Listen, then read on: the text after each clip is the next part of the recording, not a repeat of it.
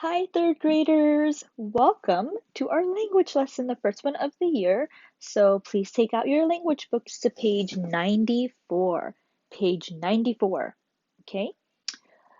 We're going to do a little review before we start. We're going to look at verbs. Now, I hope you remember that verbs are action words. And we have the verbs can evolve or they can be different forms based on when you use them. So I'm going to take a look at page 94, the very top, where it says, a helping verb helps the main verb, shows the action. So if you can recall, I have a song for these helping verbs. It goes like this. Is, are, was, were, have, has, had, am. Okay, I'll repeat it. Is, are, was, were, have, has, had, am. So those are helping verbs. Sometimes we need them, sometimes we don't. And we need them mostly when we're using, like here in this part of the chart. Okay, these verbs need helping verbs. So here's an example. Wheat was grown in this field. If there was no helping verb, it would say wheat grown in this field. It sounds funny.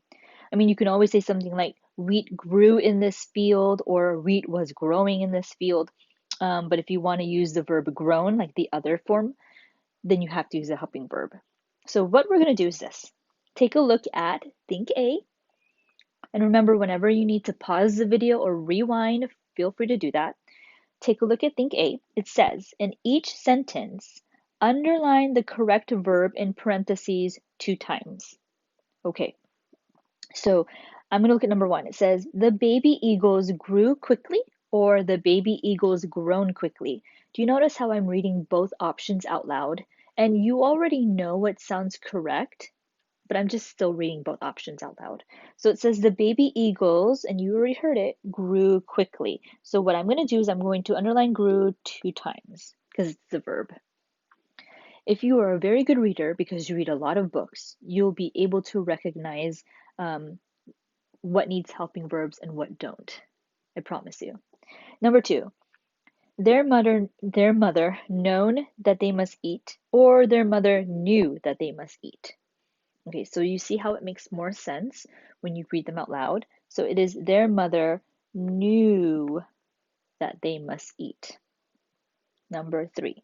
Oh, notice for number 3, they already underlined the helping verb for you, like a big hint. That means our verb. Oh, I'm gonna look at this. So they underline had, right? So that's a helping verb. So that means up here, whatever needs a helping verb, flown. Oh, that should be easy. Flown. So I'm gonna underline flown here. So when I read it out loud, it will make sense. Watch. Read number 3 out loud with me. She had flown away to find some food. Oh, so you see, if I had read it the other way around, she had flew away to find some food, some folks might think that makes sense. I can hear that correctly. Yeah, but that's not how we should speak. She had flown away to find some food. All right, let me just erase this.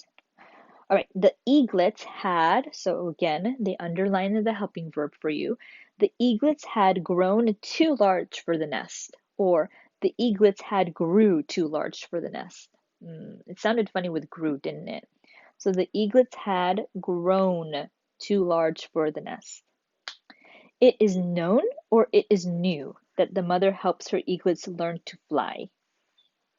It is known. And again, they underline the helping verb for you just to help you out. Now, I want you to try 6, 7, and 8 on your own. Like, pause the video, read these sentences out loud, determine what sounds right, what needs a helping verb, and then unpause it so we can do this together. Okay, are you unpaused? I hope you tried this on your own. It's not that hard, okay? I mean, it's not as challenging, especially if you read these on your own. Soon they known that they could fly. Soon they knew that they could fly. I hope you underlined knew. Large feathers had grown on their wings. Large feathers had grew on their wings. Had grown, right? They flew away and left their home. They flown away and left their home. They flew away and left their home. All right, I hope that's what you got when you tried numbers 6, 7, and 8 on your own. Now, let's look at think B. We'll continue using red. Choose the best verb from the chart above to complete each sentence. That means we have to look at the chart, okay? And we've got to know what each of these verbs mean. So I'm going to take a look at the chart first. Grow, we know what that means, and it's I don't know if it's part of our spelling words this week, but we know when you're growing, you're learning new things and you're developing. Blow, some like gusts of air. Know, that means you have knowledge. And to fly it's another form of transportation. Some animals have wings for this. We don't have wings. We use an airplane to fly. Okay, so we know what these verbs mean. I'm reviewing them because it's important that we use them in the right way, in the right context. So take a look back at think B. 2 helicopters were blank from Georgia to Tennessee.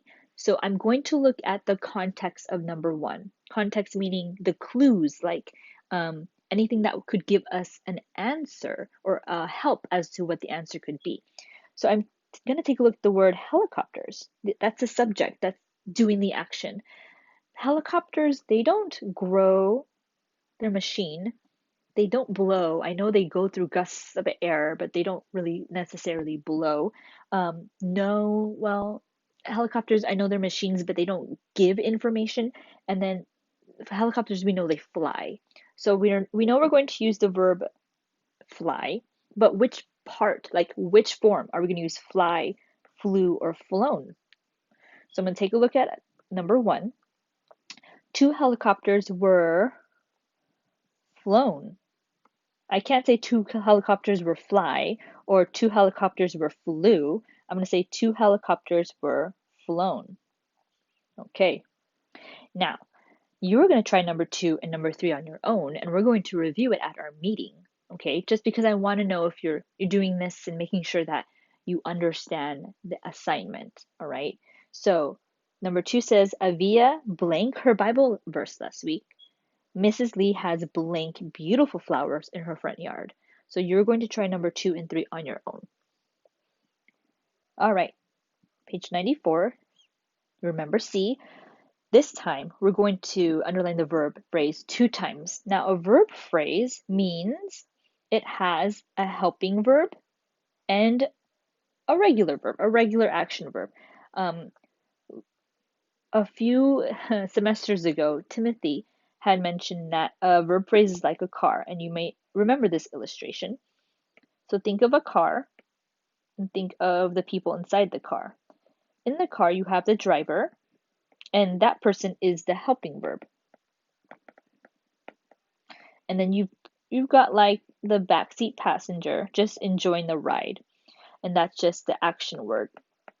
So think of it like not just like a car, but like an Uber or a Lyft, some sort of taxi service. So here, take a look at number 1. They did it for you, and I'm going to use the example of the Uber for this exercise. You are learning to play the piano well. Notice that when you ask yourself the question, what is happening? What is happening? Well, you're playing, you're learning, okay? You are learning, but there is a helping verb, and it's the word are. So are in this case is the driver, okay? And then learning is the backseat passenger, all right? That's a verb phrase. That's why Timothy used the example of the car, because you've got someone in front and someone in the back. Someone doing the helping, like that's what Lyft and Uber do. They help people get to their destinations. So that's what you can imagine a helping verb does. It helps. So you are learning to play the piano well. Remember, when you're looking for the verb, the most important part of the sentence, you've got to ask yourself what is happening. Number 2, we've got Mrs. Jones in here. She is, that's her first name. Lydia is reading a book from the library. Okay, so again, you ask yourself the question, what is happening? What is happening? Well, she's reading, right? But there is a helping verb, okay? Because you can't just say Lydia reading a book from the library. The helping verb helps the verb make more sense. And you can always use this chart up here. I hope you see it. It's the word is. Lydia is reading a book from the library. So in this case, Lydia is. So is, that's the driver of the Lyft or the Uber. Reading is a backseat passenger enjoying the ride. Number 3. Mom has made meatloaf for dinner. Now, I'm not a big fan of meatloaf. I love meat, but ironically, I don't like meatloaf. So, what is happening? What is happening in the sentence? Well, mom made, yes, but there is a helping verb. Okay, so take a look at up here. Is, are, was, were, have, has, had, am. Do you see it? Do you see the helping verb? Use your book.